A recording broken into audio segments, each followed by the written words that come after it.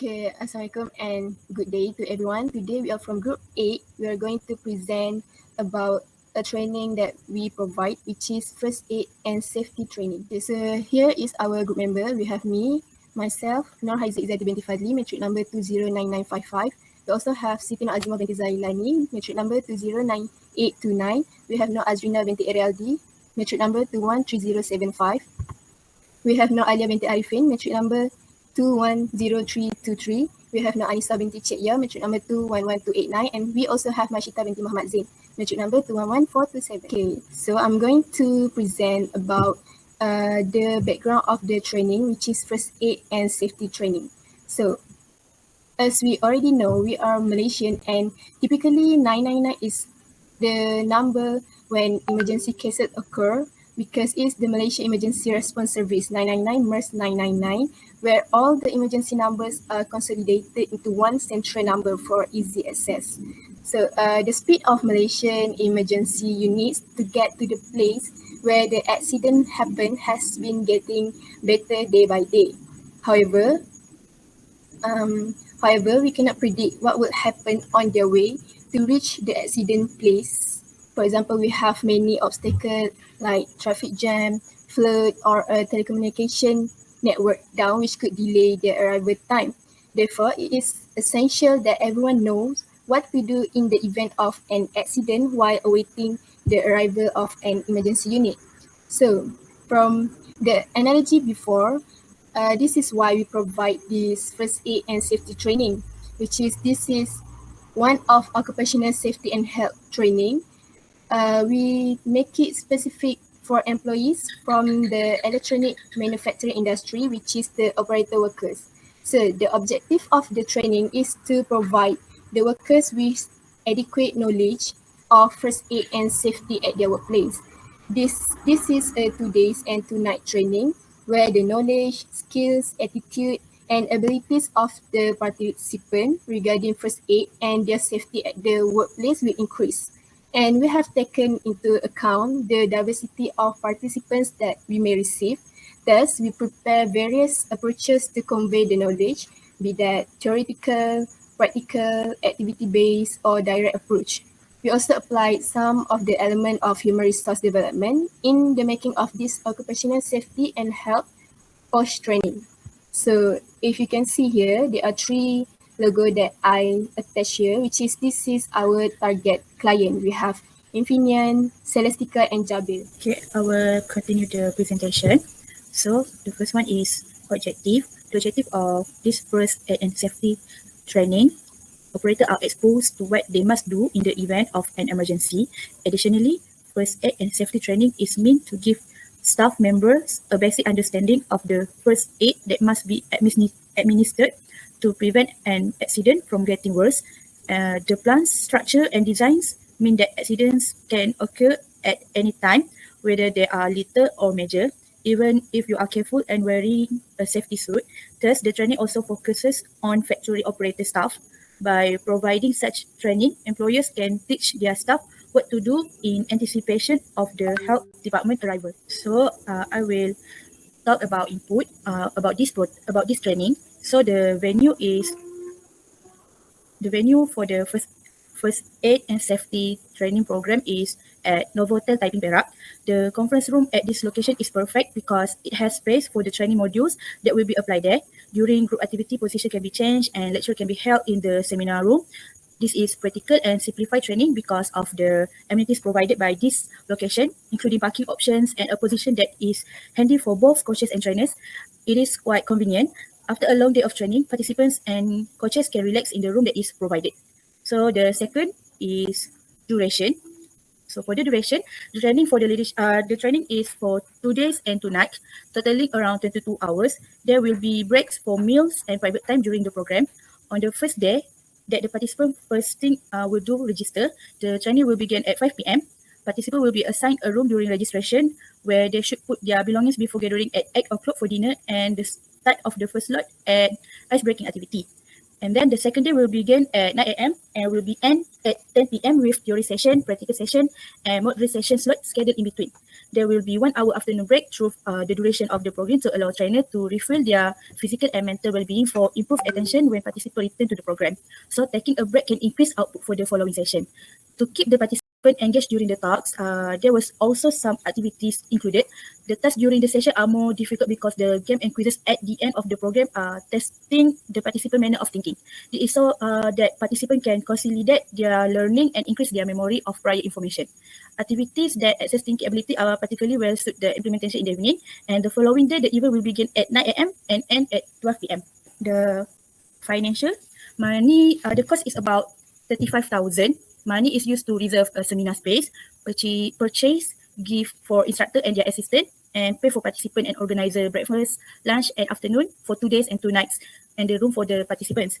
As the trainer offer the training material, there is no need to spend money on equipment because it is a part of the token that will be given to the trainer. Specialized hardware like microphone, projector, and other already covered by the cost of the seminar space.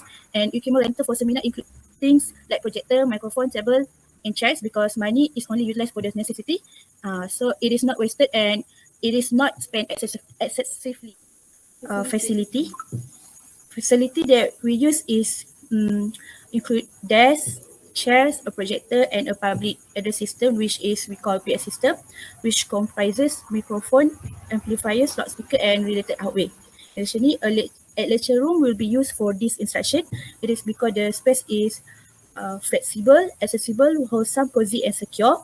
And people who use mobility aids such as wheelchairs, scooter, walker, crutches, and more can also access the room because it is close to a lift and can facilitate their transfer. Apart from that, the lighting in the space is customizable and contains accent lighting designed specifically for presentation. The lighting in the space is crucial because it may create a peaceful but aesthetically pleasing environment for its residents. Additionally, the venue for the training offer an outdoor space for the instructor to conduct a demonstration session relating to first aid and safety training. And then we go to the training and participant. Trainer for this program have the necessary qualification to conduct training on first aid and safety training. The program will only be done by one trainer, but he will have 2 assistants to help him. 21 men and 24 men make up the 50 participants. The background of the participant in the manager of the operator department, assistant manager, and the group leader and the employee department. And then inside hope. In addition, employees who have the potential for promotion are also included among the participants.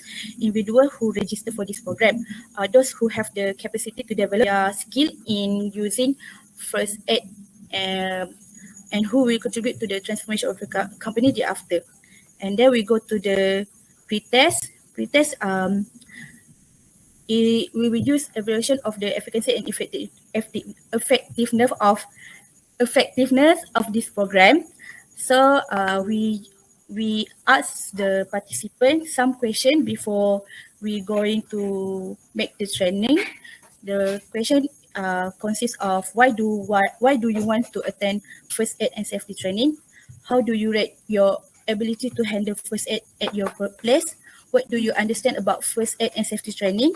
After completing this course, what do you hope to change before enrolling in this first aid and safety training? How would you rate your level of knowledge, skill, and ability on a scale of 1 to 5, with 5 being excellence? That's all for me. I will pass to the next presenter. Okay, next I will continue with the activities of the training program. So the training activities will be divided into 3 sessions. First one is ice-breaking session, where the trainers and participants will introduce themselves to make the discussion and communication easier. And during this session also, the trainers will explain the purpose of training, including what are the learning outcomes that participant will achieve, and also the training contents throughout 2 days and 2 nights training program. Next, the training activities continue with theory session. This theory session will cover 2 main topics, which is first aid training and also safety at the workplace training. For first aid training, the participant will learn about the introduction of first aid, items in first aid box, and also types of injuries that can be treated using first aid. And for safety at the workplace training, the participants will learn about practices of handling electrical items safely, types and benefits of PPE, and also ways to maintain and dispose PPE properly.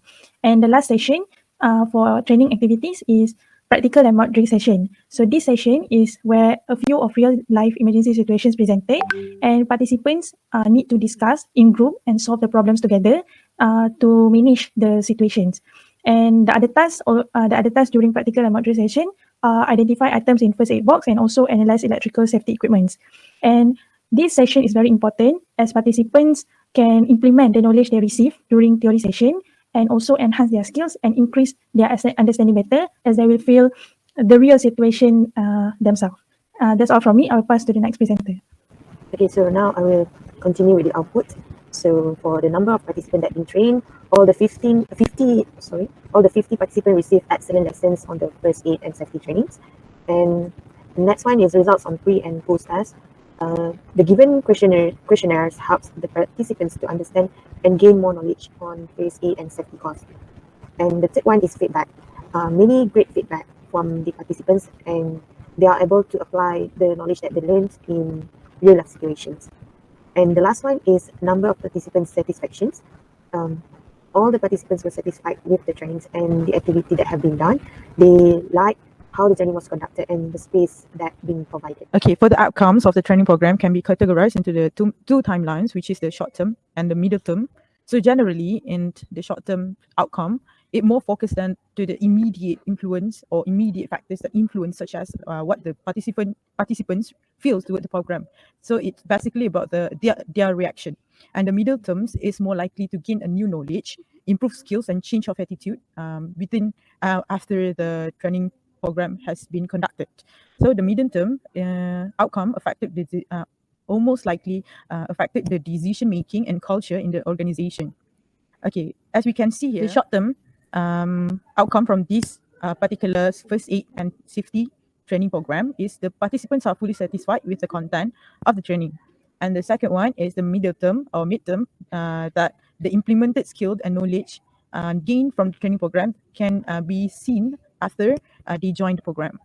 Okay, so we move to the impact of this training program, which is first aid and safety training program. So employees who have received this first aid and safety training program will be able to assess the situation and decide on a course of treatment in the event of a life-threatening injury or illness, such as bleeding, head and neck injuries, stroke, heart attack, and moreover.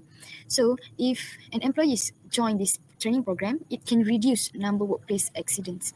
This is because employees who have received first aid and safety training program will be more aware of potential dangers and injury causing circumstance, and they will act more quickly to address and correct this before an injury occurs. So next is a safe course. Not only do first aid trained worker help to prevent injury in the first place, but if injury or illness does occur, their training will allow them to swiftly assess and provide immediate treatment. Injuries employees who are provided with quick treatment may have reduced healing times and costs, making them able to possible return to work sooner.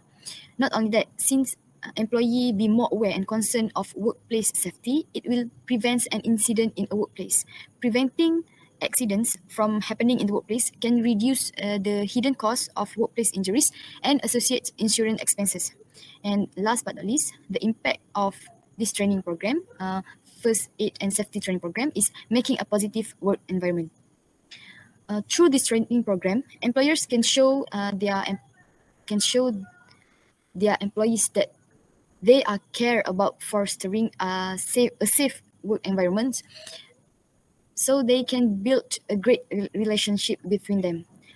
By building a great relationship with staff, it will enable the employers to improve the working environment by ensuring the employees' happiness and wellness. Also, it can improve well-being and morals. And first aid and safety training also help safeguard staff in health and safety.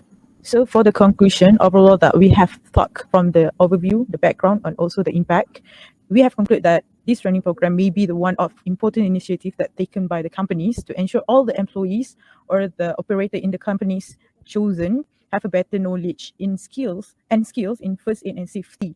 It is also enhance the employees' acknowledgement on possible hazards to create a safer working area.